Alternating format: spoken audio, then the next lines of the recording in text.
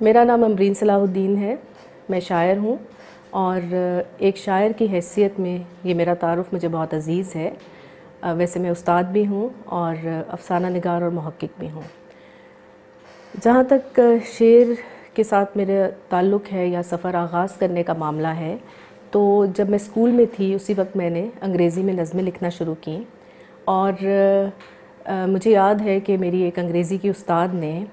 میری ایک نظم پڑھی تو انہوں نے مجھے کہا کہ آپ اس کو چارٹ پیپر پہ لکھ کے کلاس روم میں لگائیں۔ اور مجھے لگتا ہے کہ اس نوعیت کی حوصلہ افزائی اگر آپ کو اپنی پہلی درسگاہ سے مل جائے تو آپ کے لیے بہت اچھا ہوتا ہے اور آپ کو اپنی ڈائریکشن پتہ چل جاتی ہے۔ اور دوسری اہم بات، بلکہ جو پہلی وجہ ہے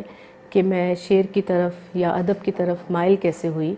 وہ بات یہ ہے کہ ہمارے گھر میں ایک بہت بڑی لائبریری تھی جو کہ میرے نانا پروفیسر مرزا منور کی لائبریری تھی۔ میرے والد صاحب کی کچھ کتابیں بھی اس کے اندر موجود تھیں۔ اس لائبریری سے میں نے بہت استفادہ کیا اور میں نے بہت شاعری پڑھی، اساتذہ کو بھی پڑھا اور جو معاصر لکھنے والے تھے ان سب کو بھی پڑھا، اور اس کے علاوہ میں نے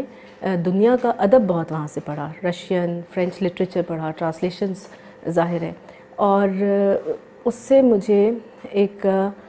جس طرح آپ کہتے ہیں کہ ایک ابتدائی ٹریننگ ہو گئی ادب کے بارے میں بھی، یہ مطالعہ جو تھا، اور اس نے مجھے بہت فائدہ دیا اور مجھے بہت اچھا لگتا تھا کہ میں اپنا زیادہ وقت اس لائبریری میں گزاروں اور پرانی کتابیں، پیلے ورق اور ان کی ایک مخصوص مہک مجھے بہت اچھی لگتی تھی۔ اور کچھ کتابیں میرے نانا بھی مجھے دیتے تھے، میرے والد بھی دیتے تھے، اور کچھ میں خود نکال کے پڑھتی رہتی تھی۔ تو اس طرح سے یہ میرا جو ایک ایپٹیٹیوڈ تھا ٹورڈز لٹریچر، وہ میرا خیال ہے بنا۔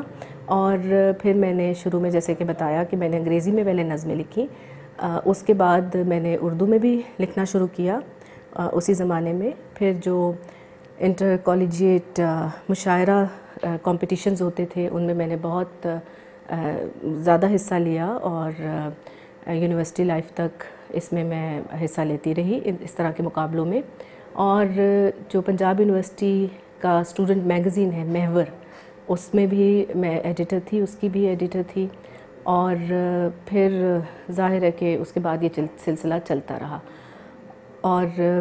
یہ کوئی سن 2000 کے لگ بھگ کی بات ہے کہ فنون میں احمد ندیم قاسمی صاحب کی ادارت میں جب فنون نکلتا تھا تو میری غزلیں اور نظمیں اس میں شائع ہوئیں، اور اوراق میں بھی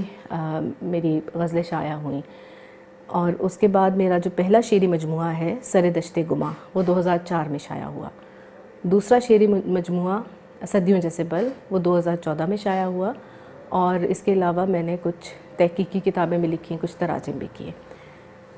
جہاں تک شعر کا تعلق ہے، مجھے یہ لگتا ہے کہ مجھے غزل اور نظم دونوں سے ہی لگاؤ ہے، اور میں دونوں ہی پسند کرتی ہوں، دونوں میں ہی لکھتی ہوں۔ اور مجھے یہ لگتا ہے کہ کئی دفعہ آپ کو بہت ایسے خیال فورسفلی آتا ہے اور وہ خود اپنی ساخت بھی شاید ساتھ لے کر آتا ہے، اور کبھی غزل ہو جاتی ہے، کبھی آپ نظم لکھتے ہیں۔ میں نے دونوں ہی لکھی۔ شروع میں غزلیں زیادہ لکھتی رہی، میں اب نظمیں بھی لکھتی ہوں اسی طرح، اور مجھے دونوں اصناف میں اظہار کرنا اچھا لگتا ہے۔ اور یہ جو آمد ورد وغیرہ کی ساری بحث ہے، مجھے لگتا ہے کہ یہ بالکل ایک ٹھیک بات ہے کہ آپ کے اندر کچھ چیزیں چلتی رہتی ہیں، اور they just keep بروئنگ in side you, تو پھر آہستہ آہستہ آپ کے اندر سے وہ باہر جب آتی ہیں، آپ ان کا اظہار کرنے لگتے ہیں، تو اس کے بعد جو دوسرا سٹیپ ہے وہ بہت امپورٹنٹ ہے، اور وہ سٹیپ یہ ہے کہ جب آپ اس کے اوپر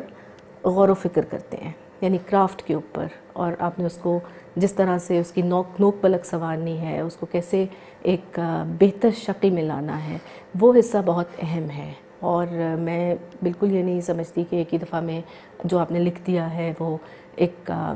فائنل کوئی چیز ہے، آپ اس کو بار بار ریوزٹ کر سکتے ہیں۔ مجھے لگتا ہے کہ ریوزٹ کرنا چاہیے، کیونکہ وقت کے ساتھ ساتھ آپ خود بھی گرو کرتے ہیں، ایوالو ہوتے ہیں، اور اگر آپ اپنے شعر کے ساتھ زیادہ وقت گزاریں تو وہ اور اچھا ہو جاتا ہے، اور آپ اپنے کہے ہوئے کسی بھی شعر کو کسی بھی وقت کہ ایک بہتر شکل دے سکتے ہیں۔ اور میں نے میرا خیال ہے کہ کوشش کی ہمیشہ کہ میں اپنے شعر کو وقت دوں، اپنی نظم کے ساتھ وقت گزاروں، اور تاکہ وہ اس کو میں بہتر کر سکوں۔